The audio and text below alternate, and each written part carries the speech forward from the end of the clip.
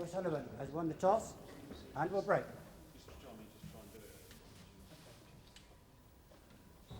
So Ronnie O'Sullivan then, slightly different opposition.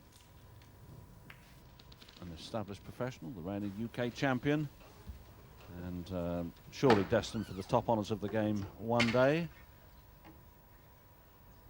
He's not so old himself. And Lee Spick, semi-finalist and winner over Paul Hunter in the first of the quarterfinals.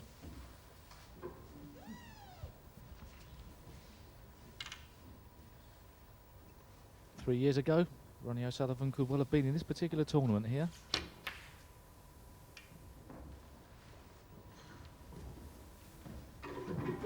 One.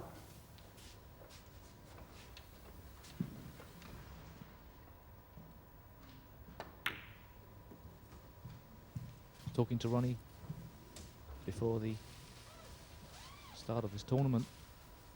8. And he said he's going to take these games very seriously as match practice. And No.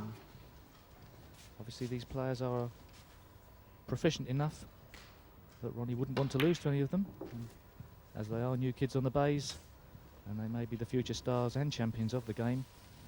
It's as well to put the boot in early.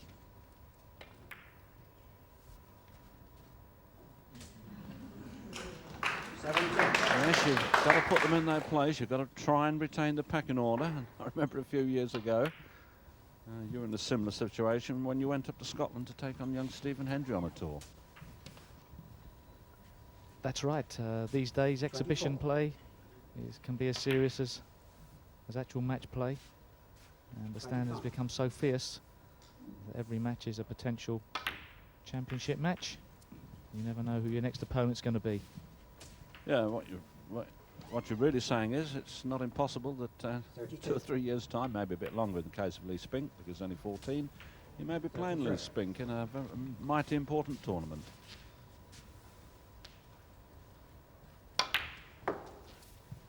Oh, you didn't soften up on your tour with Stephen Hendry. I mean, Stephen won't mind me saying you absolutely knocked him all over the place. But it wasn't too long before he was doing it back to you, was it?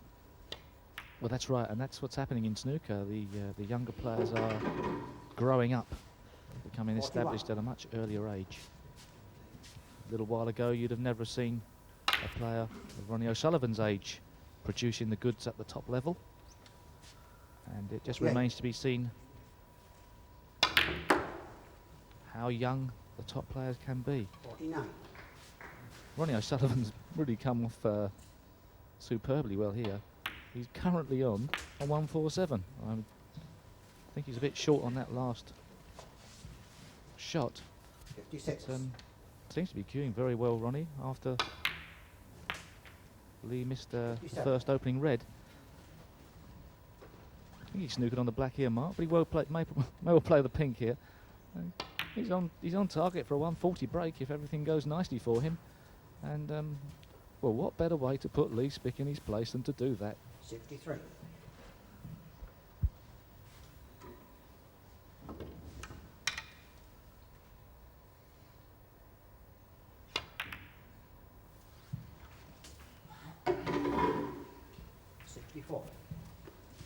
In goes.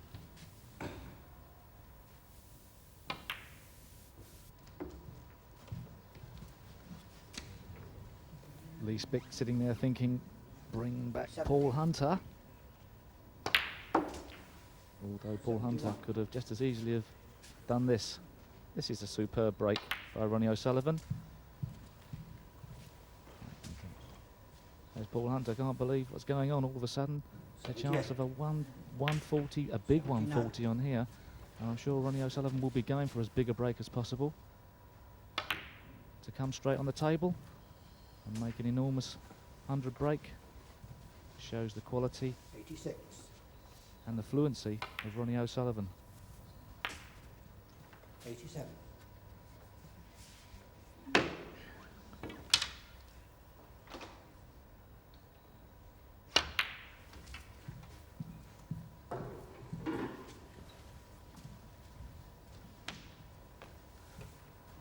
Do you think Lee Spick will be learning anything from this, Mark? He's hardly put a foot wrong in this frame. 93. 93.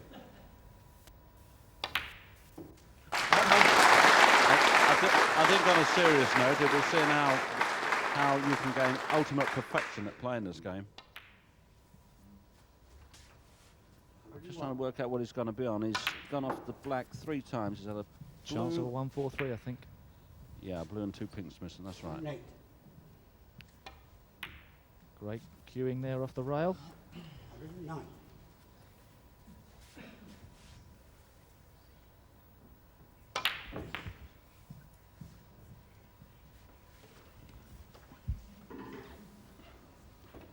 Well, I wonder if anybody's told Ronnie O'Sullivan he's not playing in the tournament.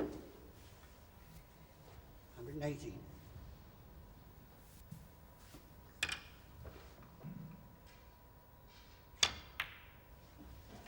121 and 22 is 143. 125. So that's how it's got to be done, Paul. You've got to get that good. That's what his dad's saying to him. 130. That was the vanquished Paul Hunter from the first quarter-final game. And here is the triumphant Ronnie O'Sullivan playing the exhibition game against the quarter-final winner, Lee Spick, knocking in all the balls in his first visit to the table for a clearance of 143.